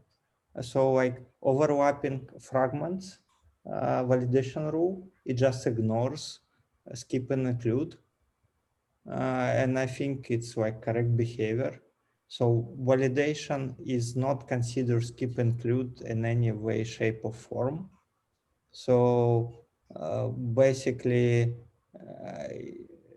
if we already have validation rule and semantic is just to ignore skip include. So it can be there. We just like during validation phase, we're not looking at them.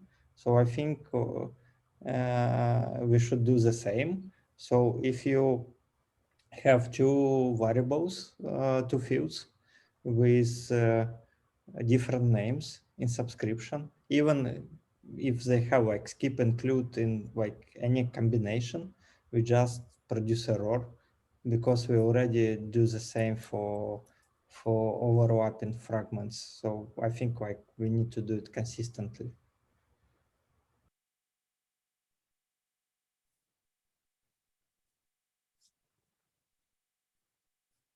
You still then have the situation where you could add just the one field with a skip or include, and then when it comes to runtime, there's nothing there. The field doesn't exist anymore because it's been skipped. Yes, so I think like we have the same thing with execution. We can get empty object in execution if we using skip include. Like it's forbidden to have like empty object in response, but with skip include you can do empty objects. So I don't like it's like equal both in in query mutation and subscription. It should be equal. So you should have like empty response without errors and without like just like empty data. Data equals to empty object and single one. So I think one of the interesting, like Lee raised the comment on the pull request that effectively by locking this down, we limit what we're doing now, which then allows us to expand in future. And I think that is worth keeping in mind here. I don't really feel that allowing for an empty selection set on the subscription route necessarily makes sense. Like generally you would expect to get back a stream of values. That said, if you threw an error, you wouldn't get a stream of values. So yeah, returning an empty object is acceptable. It just feels to me that like the better solution is just don't allow skip and include, because the root subscription field should just be one concrete field.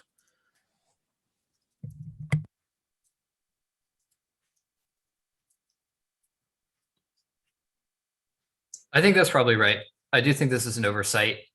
I think the proposed spec text here probably needs some work, and I'm happy to offer some review for that after the meeting. But the intended effect here, I think, is the right one. I would be incredibly surprised if there's lots of live examples of using skip and include, considering the fact that we already require a single field to be in use. That would be a pretty useless skip or include on your subscription request. And so this is really less about like balancing between two subscription fields and more about like 0 to 1. That doesn't seem all that useful. So this is probably an appropriate restriction to apply. So to clarify, we had like separate validation rule for skip include, because right now there is no validation rule for any directive inside the query. It would be the first validation rule that validates something about directive.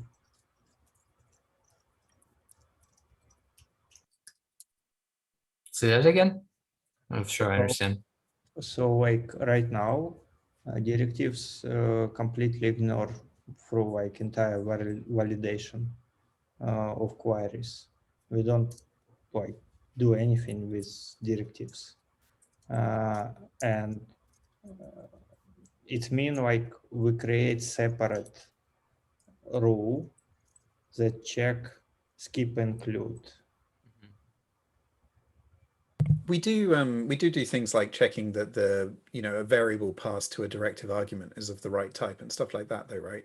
Yeah, but not so like directive is we check it's like it's construct. We never check like actual directive, because like directive by definition is something to change like behavior. To clarify, we have like one example when directive is used, but in SDL, we decided to forbid deprecation of required field. So it's there. But for queries, we don't have any example where we like validating like directives. I don't think there's anywhere that we need it though until now. Okay. Just wanted to The way to fix that more properly would be to create a new directive location for like field on the subscription route. It's not a bad thought, though I worry that that might get a little bit confusing to implement, maybe slightly more complex. But I think like the implementation aside, the thing that's being proposed here would make a lot of sense. Like if you had a skip directive there and you got sent that query and you immediately got a validation rule that says you can't do that, you might understand why that's the case. And this opens up, I think like in the future, we've talked about having multiple fields on subscriptions or making this a runtime rather than validation time constraint. We could always start with the runtime or start with the validation constraint and relax it to a runtime constraint later, option value. So this seems like the right thing. Yeah, I'll offer a bit of review on the actual spec text after the meeting. And I know we're just a few minutes over time, but we did just make it through the entire agenda in almost exactly the right amount of time. So amazing. Good work, everybody. So I know folks are starting to disappear. So thank you all. And thanks for sticking around for 5 more minutes to hear me say thank you all. And we'll see everybody next month. On this final thing, should I, when I'm implementing this in GraphQL.js, should I build this into the existing PR or should it be a separate PR? Separate PR. Cool.